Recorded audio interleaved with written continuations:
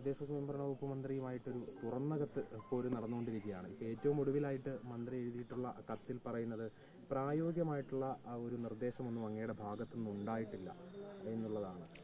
കണ്ണടച്ചിരുട്ടാക്കിയാണ് പ്രതിപക്ഷം. അല്ല, മന്ത്രി പറയുന്നത് അരി എത്ര എന്ന് ചോദിച്ചപ്പോൾ പയർ അഞ്ഞാഴി എന്ന് തിരിച്ചു പറയുകയാണ്. ഞാൻ ചോദിച്ചെന്താ, ഞാൻ പറഞ്ഞത് കൃത്യമായ കാര്യമാണ്. മഴക്കാല പൂർവ്വ ശുചീകരണം നടന്നില്ല. ഈ പ്രാവശ്യം ദയനീയമായി പരാജയപ്പെട്ടു. അതിൻ്റെ ദുരിതഫലം കേരളം അനുഭവിക്കുകയാണ്. വ്യാപകമായ പകർച്ചവ്യാധികളാണ്. മഞ്ഞപ്പിത്തം, കോളറ, മലമ്പനി, ഷിഗല്ല, ഒരുപാട് അസുഖങ്ങളാണ് വ്യാപകമായി. 150-150 ആളുകൾ മരിച്ചു ഇതുവരെ. അപ്പം മഴക്കാല പൂർവ്വ ശുചീകരണം നടത്തേണ്ടത് തദ്ദേശ സ്വയംഭരണ വകുപ്പാണ്. അവരുടെ പരാജയമാണ് ഈ പകർച്ചവ്യാധികൾ വളർന്നതിന് കാരണം. ഇതാണ് ഞാൻ പറഞ്ഞത്. അതിന് കഴിഞ്ഞ 8 വർഷക്കാലം ഗവൺമെൻറ് ചെയ്ത കാര്യങ്ങളാണ് പറയുന്നത്. അതൊന്നും ഇവിടെ തർക്ക വിഷയമല്ല. അദ്ദേഹം പറഞ്ഞു എന്താണ്, ഹരിതകർമ്മ സേനയോട് എന്തിനാണ് ഈർഷ്യ? ഞാൻ ഹരിതകർമ്മ സേനയെക്കുറിച്ച് എവിടെയാണ് പറഞ്ഞത്? ആ പാവം മനുഷ്യരെക്കുറിച്ച് ആരെങ്കിലും പറയുമോ? ഞാൻ വെറുതെ പറയുകയാണ്. ശരിക്കും പറഞ്ഞാൽ യൂസർ ഫീ ഏർപ്പെടുത്താൻ പോയി. യൂസർ ഫീ കൊടുത്തില്ലെങ്കിൽ, യൂസർ ഫീ കൊടുക്കാത്തവർക്ക് ആർക്കും ലോക്കൽ ബോഡിയിൽ നിന്ന് ഒരു സേവനവും കൊടുക്കരുതെന്ന് പറഞ്ഞു. ഞാൻ പറഞ്ഞത് അത് ഭരണഘടനാ വിരുദ്ധമാണ്, പൗരാവകാശ ലംഘനമാണ്. നിങ്ങൾ നികുതി അടച്ചില്ല. നികുതി അടച്ചില്ലെങ്കിൽ നിങ്ങളുടെ വീട്ടിലെ ഇലക്ട്രിസിറ്റി കട്ട് ചെയ്യുമോ? നിങ്ങളുടെ വെള്ളം കട്ട് ചെയ്യുമോ? നിങ്ങളുടെ റേഷൻ കട്ട് ചെയ്യുമോ? അങ്ങനെ ചെയ്യാൻ പറ്റുമോ? നികുതി അടച്ചില്ലെങ്കിൽ അതിൻ്റെ നടപടിക്രമങ്ങളുണ്ട്. അല്ലാതെ നിങ്ങൾക്ക് എല്ലാ സേവനങ്ങളും നിങ്ങൾക്ക് നിഷേധിക്കുക. അതുപോലെ യൂസർ ഫീ അടച്ചില്ലെങ്കിൽ എല്ലാ സേവനങ്ങളും പഞ്ചായത്തിൽ നിന്ന് കട്ട് ചെയ്യും എന്ന് പറഞ്ഞപ്പോൾ അത് ചെയ്യാൻ പാടില്ല, അത് ഭരണഘടനാ വിരുദ്ധമാണെന്ന് പറഞ്ഞു. സത്യമല്ലേ? അത് ഹരിതകർമ്മ സേനയായിട്ട് എന്താ ബന്ധം?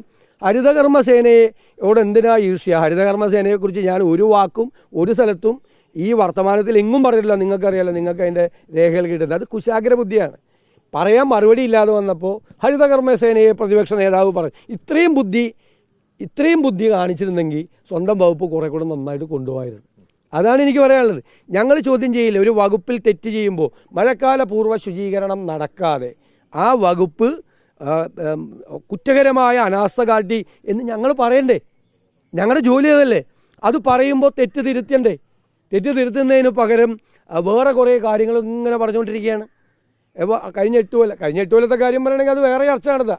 2017 7 പദ്ധതികൾ പ്രഖ്യാപിച്ചു. 5 മെഗാവാട്ട്, അതായത് വേസ്റ്റ് ടു എനർജി, വേസ്റ്റിൽ നിന്ന് മറ്റേ വൈദ്യുതി ഉണ്ടാക്കുന്ന പദ്ധതി. ഇപ്പം എത്രയും കൊല്ലം? 2017 തുടങ്ങിയത് 2024. എവിടെയെങ്കിലും തുടങ്ങിയ? എന്നെക്കൊണ്ട് പഴയ കാര്യം പറയിപ്പിക്കണ്ട. ഞാൻ പഴയ കാര്യം അല്ല പറഞ്ഞത്. ക്രിയാത്മകമായി എന്ത് കാര്യം മുമ്പോട്ട് വെച്ചാലും ഞങ്ങൾ അതിനെ പിന്തുണയ്ക്കും. ഞങ്ങൾ അതുമായിട്ട് സഹകരിക്കും. ഇപ്പം നിപ്പ പ്രതിരോധം സർക്കാർ ഏർപ്പെടുത്തുമ്പോൾ ഞങ്ങൾ പൂർണ്ണമായി സഹകരിക്കുമെന്നാണ് പറഞ്ഞത്. ഞങ്ങൾ തന്നെ ആളുകളോട് പറഞ്ഞു സർക്കാർ പറയുന്ന എല്ലാ കാര്യങ്ങളുമായി പൂർണ്ണമായി സഹകരിക്കണം. പക്ഷേ ഇതൊരു തെറ്റാണ്. എന്നിട്ട് മന്ത്രി മറുപടി പറഞ്ഞത് കൂടി നിങ്ങൾ അറിയണം. ഇലക്ഷനായ ഇതൊന്നും, ഈ തോടുകളും കാനകളും ഒന്നും ക്ലീൻ ചെയ്യണ്ടേ? ഈ മാലിന്യം മുഴുവൻ കുമിഞ്ഞുകൂടി മനുഷ്യൻ്റെ കുടിവെള്ള സ്രോതസ്സിൽ വരെ മാലിന്യമെത്തി. കോളിഫോം ബാക്ടീരിയയാണ്, മനുഷ്യ വിസർജ്യത്തിൻ്റെ അംശമാണ് കുടിവെള്ളത്തിൽ മുഴുവൻ. അത് മുഴുവൻ കുടിക്കുകയാണ് ആളുകൾ. വ്യാപകമായ രോഗങ്ങൾ പടർന്നു പിടിക്കുകയാണ്.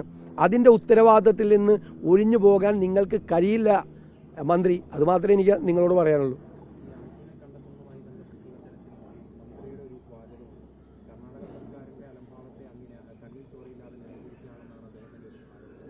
അല്ല, അവിടെ ഒരു പ്രോസസ്സ് നടന്നുകൊണ്ടിരിക്കുകയല്ലേ.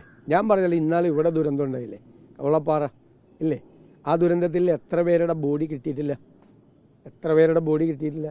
കാണാതായ ആളുകളുടെയും കണ്ടു കിട്ടിയ ബോഡിയുടെയും തമ്മിൽ വ്യത്യാസമില്ലേ? ഇതൊരു ദുരന്തമല്ലേ? ഞാൻ കർണാടക സർക്കാരിനൊന്നും ന്യായീകരിച്ചില്ല. ഇതൊരു ദുരന്തമാണ്. 10 പേരും മണ്ണിനടിയിൽ പോയി, 7 പേരെ കിട്ടി, ബാക്കി 3 പേരെ കിട്ടിയിട്ടില്ല. ആ പ്രോസസ്സ് നടന്നുകൊണ്ടിരിക്കുകയാണ്. ഇപ്പോൾ റഡാറ് സൂചിപ്പിച്ചു എന്ന് പറയുന്ന സ്ഥലത്തൊന്നും ഈ വണ്ടിയില്ല, ആളുമില്ല. ഇപ്പോൾ വീണ്ടും പുഴയിലേക്ക് തിരച്ചിൽ മാറിയിരിക്കുകയാണ്. ദുരന്തത്തിൻ്റെ ആഴം എത്രയാണ്? കേരളത്തിൽ ഉരുൾപൊട്ടിയിട്ട് കാണാതെ പോയിട്ട് ഇതുവരെ കിട്ടാത്ത ആളില്ലേ? ഞാനീ പറഞ്ഞ പോലെ എത്ര പേരെയാണെന്ന് കാണാതെ പോയിട്ട്? എത്ര വ്യത്യാസമാണ്? കാണാതെ പോയ ആളുകളും കണ്ടു കിട്ടിയ ആളുകളും തമ്മിലുള്ള വ്യത്യാസം എത്രേ? ഒരു ഗവൺമെൻറ് ഒരു നടപടി ചെയ്തുകൊണ്ടിരിക്കുകയാണ്. അവർ ചെയ്യട്ടെ. 7 പേരെ കിട്ടി, 3 പേരെ കിട്ടിയിട്ടില്ല. അതിൽ നമ്മുടെ അർജുനും കൂടി ഉണ്ട്. എത്രയും കിട്ടട്ടെ എന്ന് പ്രാർത്ഥിക്കുന്നു. ഞാനെന്തിനാ സർക്കാരിനെ ന്യായീകരിച്ചു? ഇതൊക്കെ രാഷ്ട്രീയം കലർത്തുന്നത് ആരാ? കർണാടക ഗവൺമെൻറ് BJP ആയിരുന്നെങ്കിൽ മന്ത്രി ഇത് പറയില്ലല്ലോ. കോൺഗ്രസ് ആയതുകൊണ്ടാണ് പറയണത്. ഞാനൊന്നും ന്യായീകരിച്ചില്ല. ഞങ്ങളെല്ലാവരും KC വേണുഗോപാൽ മുഖ്യമന്ത്രിയെ നിരന്തരമായി ബന്ധപ്പെട്ടു. ഞാൻ ഉപമുഖ്യമന്ത്രിയായിട്ട് എനിക്ക് കൂടുതൽ അടുപ്പം. ഞാൻ അദ്ദേഹത്തെ നിരന്തരമായി വിളിച്ച് അദ്ദേഹത്തിൻ്റെ ഓഫീസുമായി വിളിച്ചുകൊണ്ടിരിക്കുന്നു. ഞങ്ങളുടെ മഞ്ചേശ്വരം MLA ഞങ്ങൾ അവിടെ പറഞ്ഞു വിട്ടു. നമ്മുടെ കോഴിക്കോട് MP ശ്രീ രാഘവൻ അവിടെ പോയി. എല്ലാവരും ബന്ധപ്പെട്ടുകൊണ്ടിരിക്കുന്നുണ്ട്. ഗവൺമെൻറ്റും ബന്ധപ്പെടുന്നുണ്ടാവും. ട്രാൻസ്പോർട്ട് മന്ത്രി വളരെ വ്യക്തമായിട്ടത് പറഞ്ഞല്ലോ. അദ്ദേഹം പറഞ്ഞല്ലോ സർക്കാരിനെ എങ്ങനെ കുറ്റപ്പെടുത്താൻ പറ്റും, സർക്കാർ അത് ചെയ്തുകൊണ്ടിരിക്കുകയല്ലേ എന്ന് ട്രാൻസ്പോർട്ട് മന്ത്രി പറഞ്ഞല്ലോ. ട്രാൻസ്പോർട്ട് മന്ത്രി പറഞ്ഞത് ഈ മന്ത്രി കേട്ടില്ലേ?